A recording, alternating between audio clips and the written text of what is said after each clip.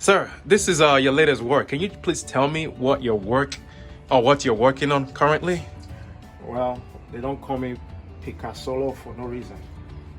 So this is my masterpiece called mone. So it is inspired by my love for Western art. And when I was growing up, my mother never wanted me to be an artist, but look at me today, I'm famous. You see?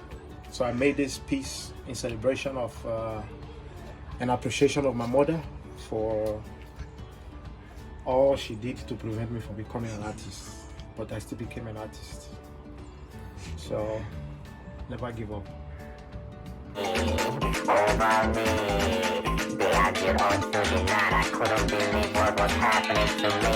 It was like a Fuji house of commotion.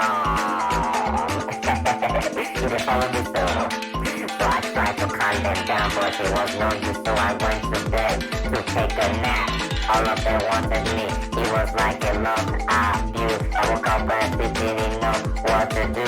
I was so confused. I never thought they had thought they would get this wild and amused. So then I went to go get it done and bring let's all take it done. You don't follow me, so dance to get on. Dance started to fight. I still can't believe it was over me.